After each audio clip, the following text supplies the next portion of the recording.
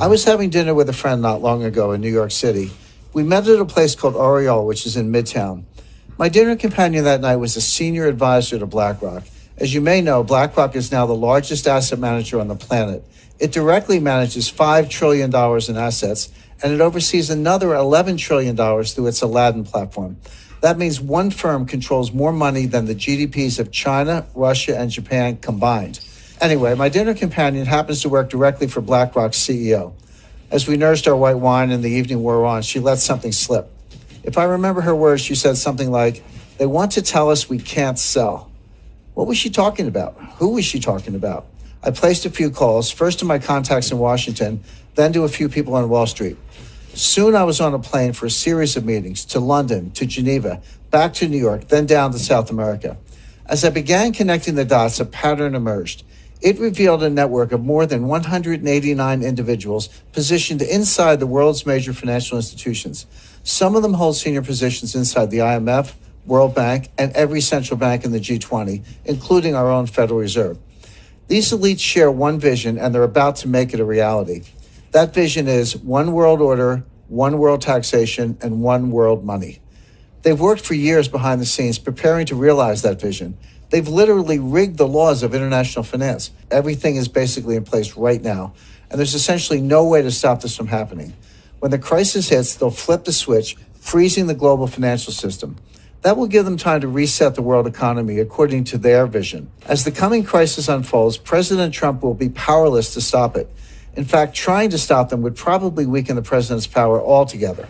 That is amazing, Jim, really. So what did these elites want from your contact at BlackRock? Basically, they want to classify BlackRock as too big to fail. The technical term is Systemically Important Financial Institution, or SIFI. That designation normally applies to banks, such as Bank of America.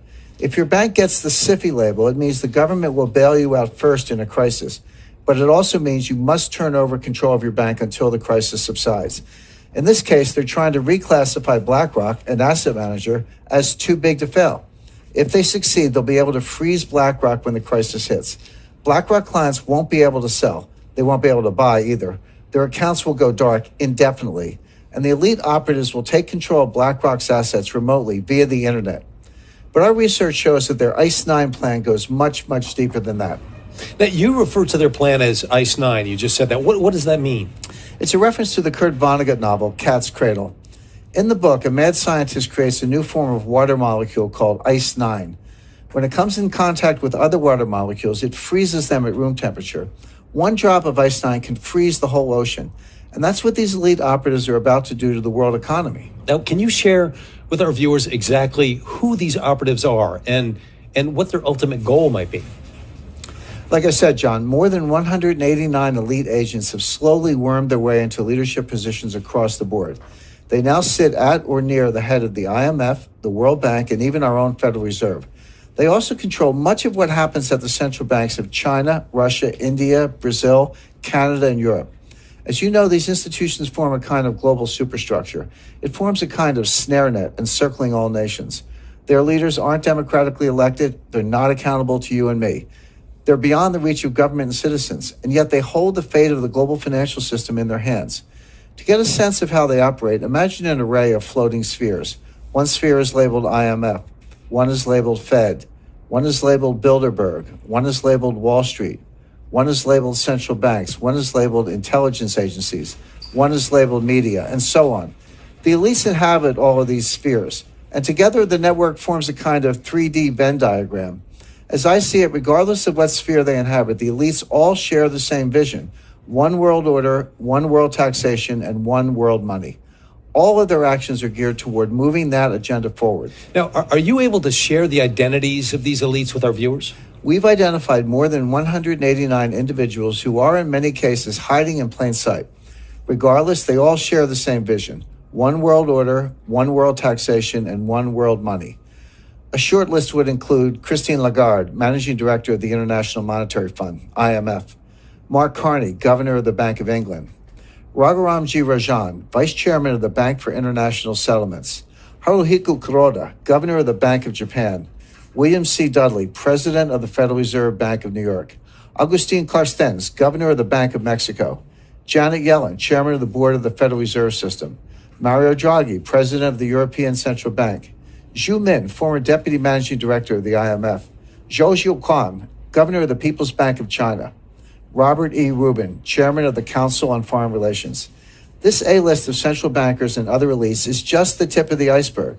Of course, not one of these elites will tell you outright what's going on, but I've seen and heard enough to connect the dots for myself. Not long ago, for example, I met with one of their senior operatives. He's a leading economist who served as the chairman of the Federal Reserve during the last crisis. He's considered one of the most influential minds in banking today. We met privately during a conclave in Seoul, South Korea. Of course, I'm talking about Ben Bernanke. I came away from my meeting with him stunned and convinced that ICE 9 was real. Not long before that, I set up a one-on-one meeting with another member of the network. His name is Zhu Min, the former deputy governor of China's central bank. Until recently, he served as deputy managing director of the International Monetary Fund. Zhu is a brilliant guy, like Bernanke, and he's pleasant and well-meaning. There's no doubt in my mind that he's also a member of the elite network preparing to impose ICE 9 on millions of Americans. But I wasn't done with my research. I have since met with dozens of senior officials, intelligence analysts, and former Wall Street colleagues. My quest led to a final meeting, a face-to-face summit with the head of Bilderberg. We met at Rockefeller Center in Manhattan, and he was very eager to get my take on the euro as a currency. I was happy to provide it, of course, in exchange for some valuable intelligence. As I say in my new book, he did not have horns. In fact, he gave me a nice gift when we parted ways, a blue Swedish vase. I keep it in my writing studio at my home in Connecticut. But my point is, I came away from all three meetings convinced of one thing. When the next crisis hits, the elites are planning to freeze the financial system, and they'll replace it with a new system, one not based on the U.S. dollar. When that happens, we'll wake up to a very strange and disturbing new reality. And for our viewers that are watching today, what might their reality look like that morning? How does this manifest? First, they'll have gone to bed knowing that a massive financial crisis was underway. But when they wake up, they'll find it has worsened and the contagion has spread worldwide. When they go to withdraw money, their ATM will say, closed temporarily. When they go to sell stocks, their account will say, transaction not available. When they go to their local business, that business will only accept cash if it's open. As citizens realize they're being barred from their money, riots will erupt. It's going to get really bad really quickly. But how would such a freeze actually work? And wouldn't that be highly illegal? Well, it wouldn't be illegal technically because they've been quietly laying the groundwork for years. They've rigged the financial laws, changed the rules of the game to allow this to happen. The stage is set. They have the levers in place. The lights are positioned. Now someone just needs to flick a switch and they'll impose ICE 9 rapidly. And again, all of this will be legal because they've rigged the system in their favor. Here in the U.S., for example, Congress pushed through something called the International Emergency Economic Powers Act, or IEPA. This allows the government to freeze accounts, assets, even whole institutions at will. The only condition is that there's some threat to national security with a foreign connection. Of course, with a global market, every financial crisis has a foreign connection. Any systemic crisis fits the bill. And the thing is, when the next crisis hits, it's going to be so bad, President Trump won't have any choice but to go along with the elite's plan. Wow. That is, you have to admit, that sounds somewhat hard to believe. Now, how could these operatives actually freeze a whole country's financial system? Though today he said all that would change thanks to a new law being rushed through Parliament. We are making sure that we have new powers to distrain, to take people's assets, to take people's assets.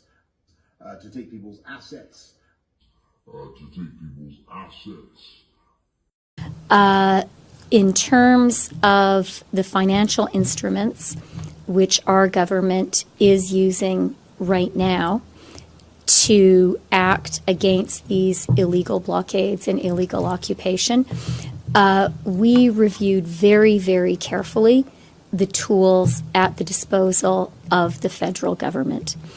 And we used all the tools that we had prior to the invocation of the Emergencies Act, and we determined that we needed some additional tools. Now, some of those tools, we will be putting forward measures to put those tools permanently in place. Well, fortunately, we have some recent real-life examples to study. The elites have been conducting a series of dry runs for years, leading up to ICE 9. Look at Cyprus, for example. A few years ago, the Cypriot economy was in trouble, especially the banks. The IMF stepped in and loaned Cyprus $10 billion. but the loan came with strings. Now pay attention because this is precisely what they're going to do. But imagine it on a global scale. So in exchange for the capital injection, the IMF demanded control over the Cypriot banking system. More specifically, the IMF froze the entire system, literally every bank in the country. And they did that to ensure the IMF's demands were met, including strict capital controls. So how did all of this impact regular citizens? Their local ATMs went dark. Even the bank branches closed, permanently in some cases. Citizens could not withdraw cash. They couldn't even transfer funds from one account to the other. What came next? Wealth extraction on a grand scale. The IMF basically stole 6 to 10% of all the cash in the Cypriot bank accounts. How did the elites justify this? They called it a levy, the price regular citizens had to pay for their government's missteps. Keep in mind, these asset confiscations were done at the balance sheet level with the institutions themselves. They never had to confiscate individual accounts. They froze every account by controlling a handful of the country's biggest banks. When the next crisis hits, we're going to see this here in the U.S. and around the world, and it'll be a highly coordinated global attack on the entire system simultaneously. Now, as you know, they are censoring me for keeping up to date with the news and spreading it everywhere. In Jamaica, the central digital bank currency is coming out. It's called Jamdex, and they're bribing people with a $16 deposit into their Jamdex central digital bank currency.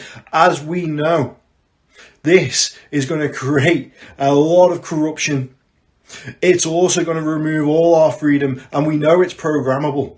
So they can allow you to buy certain things or to disallow you to buy certain things. If they don't think you can have alcohol or cigarettes, for instance, then you can't buy that. Or maybe the carbon credit's a little bit too much on that, so you can't buy that. Or maybe the social credit score comes in with your central digital ID, which we see in Canada. When you merge these two together, and your social credit score means you can't buy that.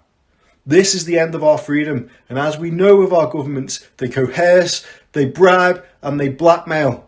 How much are they going to bribe the sheeple of the UK to move on